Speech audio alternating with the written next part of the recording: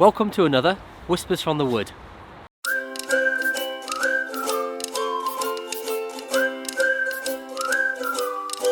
Now, no other tree species shouts winter as much as the holly tree does. It's absolutely linked with Christmas time, those iconic deep green spiky leaves paired with those red berries. But although most of us think we know the holly tree, I wonder how much we really do know it. And in this video, I want to take a dive into some of the folklore, the mythology surrounding this tree, some of the practical and medicinal uses of the tree, which might surprise you. So I hope you enjoy it.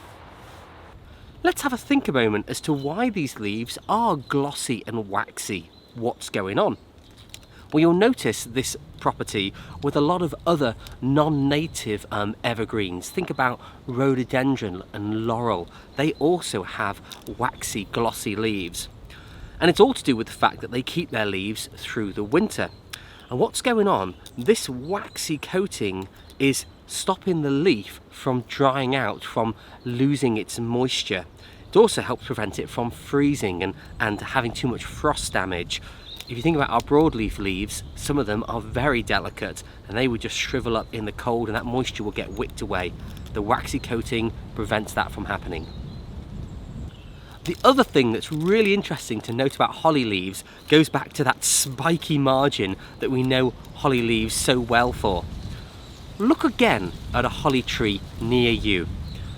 Not all the leaves are spiky. In fact, you'll likely find that a lot of them have a more complete or smooth edge to them. And you'll often see this smoother, more simple leaves up in the tops of the holly tree. That's usually where you see that. The leaves lower down are more spiky. The leaves towards the top of the tree are less so. They're more smooth around the edge. So what's going on here? Well, this is one of the awesome kind of adaptations of the holly tree.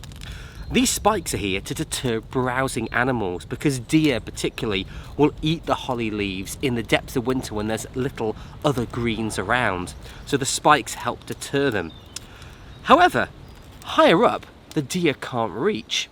So the holly don't need to put those spikes on. So away from the height of browsing animals, the hollies don't tend to have spikes on their leaves so much. Look out for it yourself and you'll notice this. If you've never noticed it before, it's a really interesting thing to see. Now, the other thing to notice, of course, is that not all woodlands have deer and browsing animals. In fact, I know there's no deer at this particular site. So the other thing that can cause the leaves to go spiky is cutting back. So if you've got a holly hedge or holly that's trimmed along a path side regularly or cut back, that will also produce the same reaction because the tree is effectively getting attacked and it's putting out that spiky growth in response. Look again, it's probably more spiky at the bottom or where it's been cut and less so at the top of the tree. Isn't it awesome that the holly is adapted to only put the extra energy into its leaf growth where it's needed, and it keeps the rest to survive through winter? Now I wonder how many of you have come across holly trees which don't have any of these red berries at all. So what's going on there? Well, if you've watched the willow or poplar videos, you might be familiar with the phrase dioecious, and that means tree species where the male and female trees are separate. It's the same with the holly, and it's only the female trees of the holly which produce berries, which is why you can quite often see holly trees with no red berries at all. When it comes to wildlife value, the holly has a lot to offer. As you'd expect, being an evergreen, it offers good shelter and good roosting habitat for a lot of birds, perhaps even bats in some of the larger trees. And of course, underneath the holly tree at its base, you're going to get a lot of dry leaf litter. Those evergreen leaves are going to protect a lot of the wind and the rain from getting down under the tree. So what you get there in that dry leaf litter is good hibernating habitat for animals like hedgehogs. Now, as I mentioned earlier with the leaves, they are a food of deer. They will eat them in winter when there's little else around, although the holly does its best to deter them. But the berries are a good winter food source for birds as well, as you would expect, and particularly fieldfares, redwings and thrushes do favour holly berries. And in fact, some missile thrushes can get very territorial about their favourite holly tree and can see off other rivals as they protect that food source. It's not just birds that will have those berries though. Dormice and wood mice particularly do like to eat them at this time of year. Now, holly is no stranger to traditional crafts because it's been very much favoured for carving because it does carve well, but also the wood is a nice, fine, clean and very white wood, and when it's smoothed down very smooth with sandpaper, it can really resemble bone. Also, the holly grows very naturally straight. You get some nice long straight lengths there. So it might be no surprise that those straight lengths in the past were used to make arrows. And today, those straight lengths are used for walking sticks and for staffs. And for any Harry Potter fans out there, holly also makes a nice wand. Now, for us bushcrafters, holly does have a couple of uses which are really worth knowing. Firstly, the natural growth habit. The side branches often grow at right angles to the main trunk, like this at 90 degrees, and that's quite rare in natural tree growth, so that shape can be utilised for campcraft, for campfire gadgets such as pot hangers. But also, the holly tree is great if you want to light a fire in the winter in damp conditions and you're looking for dry kindling to start your fire with. And this isn't because we're going to burn the holly wood or twigs itself. It's because being an evergreen, there's a lot of surface area for the tree to catch other dry dead branches which have fallen from trees above, such as this birch twig which I just found in this holly behind me. It acts like a giant net to catch those twigs, just like it's doing there, and they're air drying at height away from the damp ground. So if you're looking for dry kindling in winter to start your bushcraft camp, look for holly trees and look for those dry dead twigs which are caught up in them. Now, holly can be used as a herbal medicine.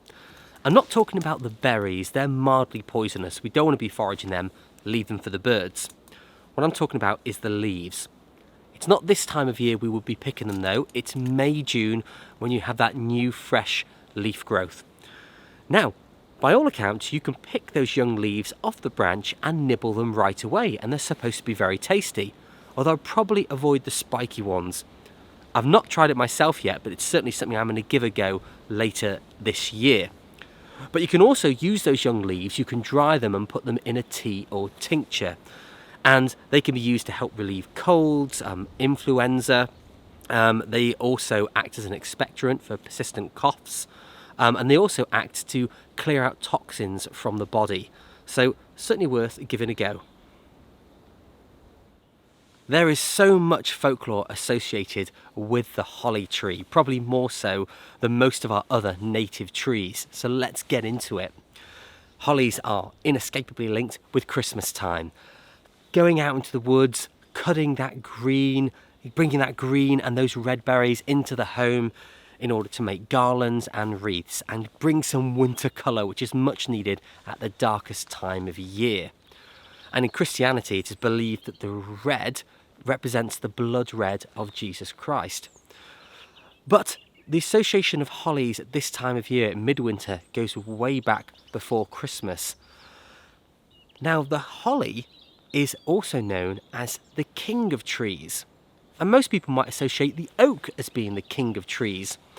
And there's an old story there about the battle between the holly king and the oak king, which happened twice a year at the two solstices. Now, at summer solstice, the holly king and the oak king would do battle, and the holly king would always win. And that's because after the summer solstice, we go into the darker time of the year and the days progressively get shorter, and the holly king rules that half the year, all the way until the winter solstice, when they do battle once more and the oak king is triumphant, and the days are eventually getting longer and lighter, all the way round till the cycle begins again the following summer solstice. So at the winter solstice in midwinter, with the victory of the oak king over the holly king, we celebrate, we light fires, we bring that light and that green into our homes. And of course that does link back to Christmas again, because there's the song, isn't there, The Holly and the Ivy. of all the trees that are in the wood, the holly bears the crown. So there's the Holly King mentioned once again. Now in country lore, a good crop of red berries on the tree in late autumn would be a sign of a hard winter to come. Perhaps the country folk would see the birds gorging themselves on the berries. But this doesn't hold any truth at all, and in fact, a good crop of berries is simply a sign of a great summer just past. Now the holly tree was very much associated with eternity and longevity, being evergreen in its nature. So it would often be spared the woodsman's axe because it was considered bad luck to cut down a holly tree in your woods. Now if you're bringing holly into the home for Christmas or midwinter, you might want to revive this old tradition. And that's where once you're done with your holly, you either burn it or you return it to the earth, and you do that with good wishes for the new year. But you keep one good green branch back and you leave that hung up in the home, and that stays hung up for the full 12 months, and that's going to bring you more good luck for the year to come. And if all that wasn't enough, there's more with the holly tree. It's traditionally a symbol of fertility and a charm against evil.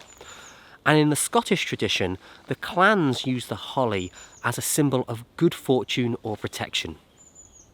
I think the amount of stories and folklore that there are associated with the holly just demonstrates how kind of inescapably linked it has been with us humans for the last few thousand years. We've used it in so many ways, and that close relationship is just really reflected by all the folklore associated with it.